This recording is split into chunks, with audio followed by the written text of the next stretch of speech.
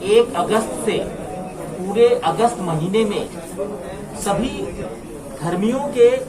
बड़े बड़े त्योहार आ रहे हैं और इसी बीच हम कोरोना के साथ भी युद्ध कर रहे हैं। तो मुझे पूरी उम्मीद है कि औरंगाबाद के सभी नागरिक कोरोना के तहत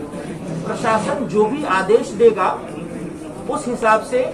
हम लोग काम करेंगे और कोशिश करेंगे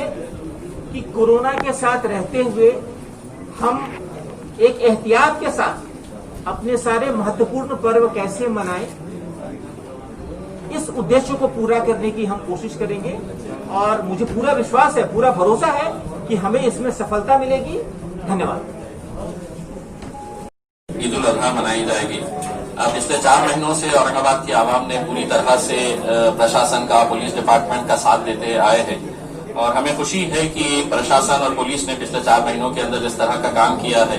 आज औरंगाबाद धीरे धीरे अपनी पटरी के ऊपर लौट रहा है। आने वाला महीना, जैसा सीपी साहब ने बताया है कि बहुत सारे त्योहार हैं, उसमें एक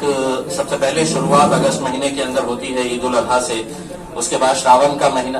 त्योहार आता है, फिर उसके बाद गणपति का जो हिंदू भाइयों के लिए बहुत बड़ा त्योहार है वो आ रहा है, मुहर्रम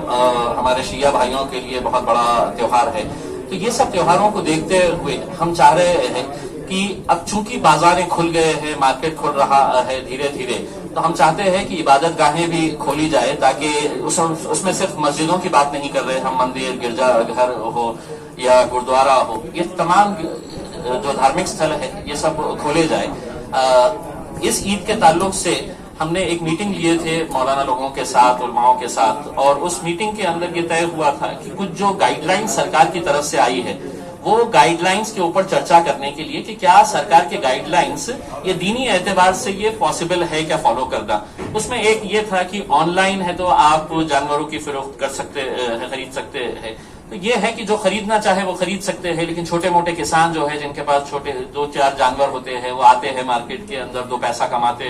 हैं, तो वो हर एक के लिए मुमकिन नहीं है। जो खरीदना चाहे तो बिल्कुल वो खरीद सकते हैं ऑनलाइन, लेकिन जो नहीं खरीद सकते हैं उनके लिए अगर हम शहर के अंदर 6-8 जगह के ऊपर बड़े जो मैदान है वहां पर अगर हम बड़े मार्केट्स अगर एस्टेब्लिश कर दे ताकि लोगों के अंदर एक हड़कंप न रहे,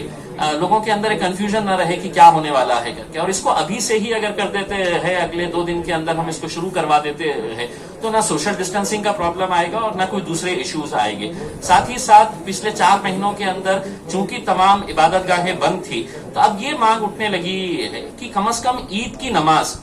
ईदगाह के अंदर पढ़ने की इजाजत दी जाए, जो भी कंडीशंस रहेगी। अब दूसरे मुल्कों के अंदर देख रहे हैं हम कि इबादत गाहें खोल दी गई है, कंडीशंस के साथ किया जा रहा है उसको फॉलो, तो वो कंडीशंस को फॉलो करते हुए अब नमाज जो है वो उसको ईदगाह के अंदर पढ़ने की इजाजत मिले, ये मांग तमाम उलमाए कराम की है। साथ ही साथ गवर्नमेंट ने अपने नोटिफिकेशन के अंदर ये कहा है कि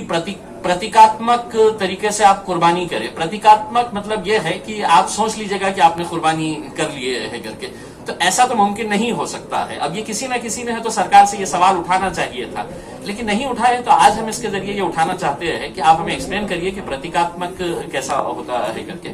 तो ये सब चीजें मुद्दे थे, उसके ऊपर चर्चा हुई, पुलिस डिपार्टमेंट ने पूरे तरीके से सुना है और हमें यकीन है कि पुलिस डिपार्टमेंट जो लोगों की भावना है उसको सरकार तक पहुंचाकर जिस तरीके से फेस्टिवल्स कई सालों से, कई सदियों से हम लोग मनाते आ रहे हैं, उसी तरह से अब ये दोबारा जिंदगी को शुरू की जाए है, यही अपील है। Thank you. Thank you.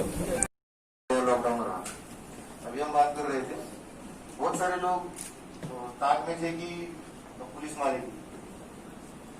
बहुत सारे प्रेस वाले भी ताक में थे कहीं ना कहीं न्यूज मिल जाएगी, बहुत सारे लोग भी थे, लोगों में भी डर था। लेकिन 9 दिन में कोरोना आप सब जानते हैं ये एक वर्ल्ड लेवल की बीमारी है, सब तरफ फैली हुई है। अगर हम एहतियात बरतेंगे, थोड़ा प्रिकॉशन लेंगे,